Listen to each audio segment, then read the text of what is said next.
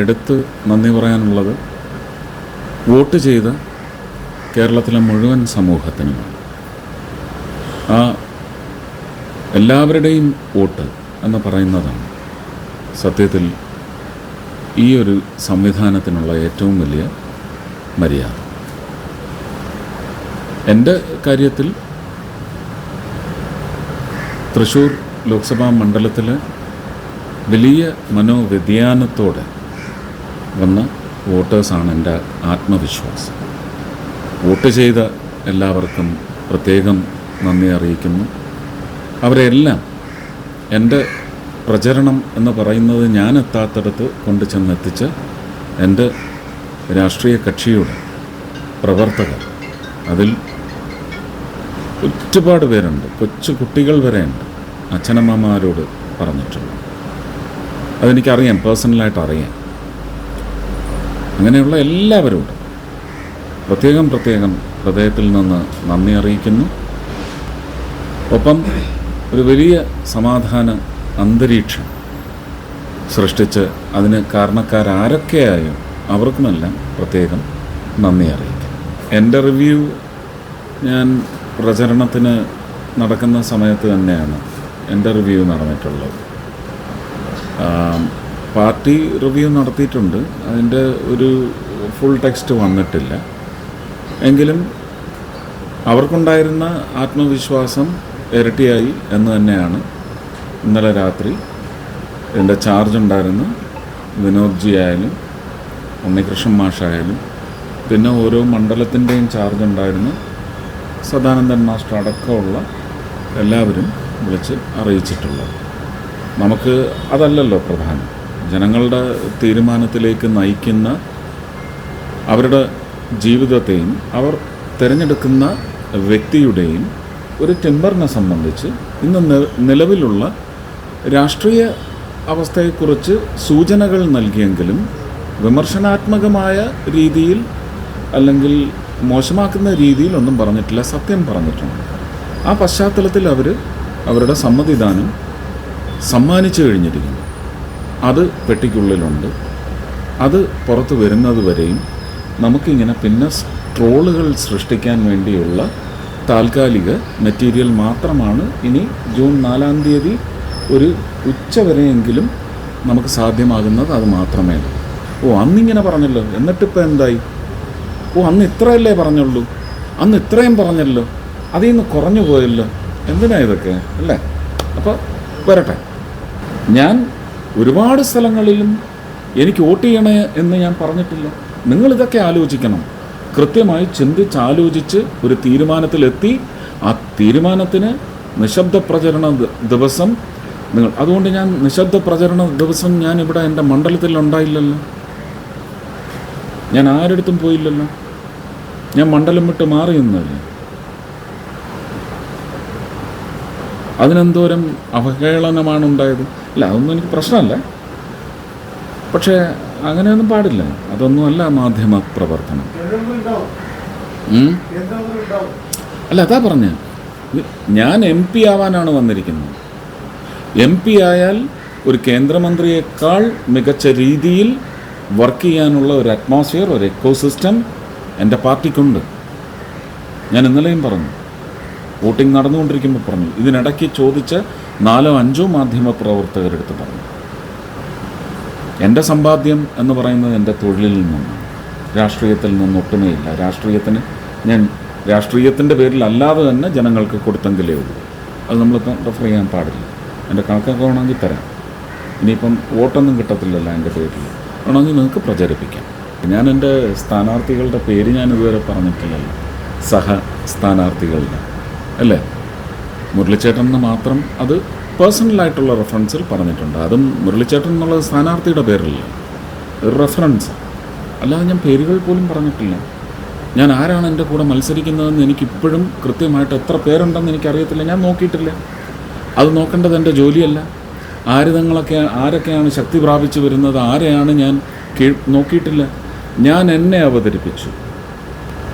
ഞാൻ നിങ്ങളുടെ ജനപ്രതിനിധി ആവുന്നതിന് എൻ്റെ പക്ഷത്തു നിന്ന് ഞാൻ നിങ്ങളുടെ മുന്നിൽ അവതരിപ്പിക്കുന്ന കരുത്തെന്താണ്? എന്നെ നിങ്ങൾ നിയോഗിച്ചാൽ നിങ്ങൾക്കതുകൊണ്ട് ഉണ്ടാകാവുന്ന ഗുണങ്ങൾ എന്തൊക്കെയാണ്, ഇത് മാത്രമാണ് ഞാൻ ചർച്ച ചെയ്തു പോയത്. അതവരുടെ മൂളയിൽ അവർ ചിന്തയ്ക്ക് വകയാക്കി എടുത്താൽ ഉറപ്പായിട്ടും നല്ല നിശ്ചയമുണ്ടാകും എന്ന് പറയുന്ന വിശ്വാസത്തിലാണ് പോയിരിക്കുന്നത്. ഇതാരൊക്കെ എൻ്റെ മുന്നേ കയറി അതിനൊന്നും ഒരു പ്രസക്തിയില്ലല്ലോ അല്ലേ? പിന്നെ ജനാധിപത്യ സംവിധാനത്തിൽ അതൊരു വലിയ അപമര്യാദയല്ലേ? 4-5 പേര് മത്സരിക്കുമ്പം അവരാരുമില്ല, ഞങ്ങൾ 2 പേരേ ഉള്ളൂ എന്നൊക്കെ പറയുന്നത് തന്നെ ഒരു ഡെമോക്രാറ്റിക് മാൻഡേറ്റിൻ്റെ അപ്പീൽ ഘട്ടത്തിൽ അപമര്യാദയാണ്, നിയമവിരുദ്ധമാണെന്നും ഞാൻ പറയും. You have no right. അത് തെറ്റാണ്. എല്ലാവരും നിയമമനുസരിച്ച് നോമിനേഷൻ കൊടുത്ത് ആ നോമിനേഷന് മര്യാദ കിട്ടി ആ മര്യാദയുമായി മുന്നോട്ട് പോകുന്നിടത്ത് disrespect has to be turn down.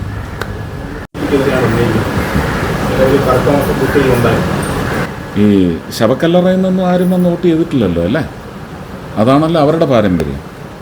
വർഷങ്ങളായിട്ട് അതല്ലേ ചെയ്തുകൊണ്ടിരിക്കുന്നത്. പോയി കളക്ടറോട് ലിസ്റ്റ് ചോദിക്കുക. ലിസ്റ്റിലുള്ളവർ വോട്ട് ചെയ്യാനുള്ള അവകാശമുണ്ട്. അതാണ് ജനാധിപത്യം പറയുന്നത്. ലിസ്റ്റ് അംഗീകരിച്ചതാണ്.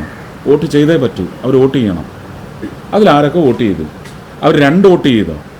തൂക്കിക്കൊല്ല. അവർ ഏത് പാർട്ടിയായാലും തൂക്കിക്കൊല്ലാൻ വിധിക്കൂ. Make it a crime. അവർ 2 സ്ഥലത്ത് വോട്ട് ചെയ്തിട്ടുണ്ടോ എന്ന് നോക്കൂ. ഇതിപ്പോൾ എൻ്റെ സ്വന്തം വീടല്ല. ഞാൻ വാടകയ്ക്കാണ് താമസിക്കുന്നത്. ഞാൻ കഴിഞ്ഞ 4 വർഷമായിട്ട് ഇവിടെയാണ് താമസിക്കുന്നത്. അന്വേഷിച്ചോളൂ. അയൽവക്കത്തൊക്കെ അന്വേഷിച്ചോളൂ. എൻ്റെ ഡ്രൈവറും എൻ്റെ അസിസ്റ്റൻറ്റും എല്ലാം ഇവിടെയാണ് താമസിക്കുന്നത്. മുകളിലാണ് അവരുടെ മുറി. അത് എൻ്റെ ഹൗസ് ഓണറോട് ചോദിച്ചോളൂ. ഞാൻ അവരെ ഔട്ട് ഹൗസിൽ താമസിപ്പിക്കുന്ന ആളല്ല. എന്നെപ്പോലെ തന്നെ AC ഉള്ള ബെഡ്റൂമിലാണ് അവർ താമസിക്കുന്നത്. ഇലക്ഷനെ സംബന്ധിച്ച് ഒരു സ്ഥാനാർത്ഥി എന്തൊക്കെ ചെയ്യണോ അതിൻ്റെ പരമാവധി ഞാൻ ചെയ്യാൻ ശ്രമിച്ചിട്ടുണ്ട്, ന്യായമായി. അല്ല, അതൊന്നും എൻ്റെ ജോലിയല്ല. അതെല്ലാം പാർട്ടിയുടെ പ്രവർത്തകരുടെ ജോലിയാണ്. 2 സ്ട്രാറ്റജി ഉറപ്പായിട്ടും പറഞ്ഞു. വോട്ട് ചെയ്യാതിരിക്കുന്ന ഒരു സമൂഹമുണ്ട്.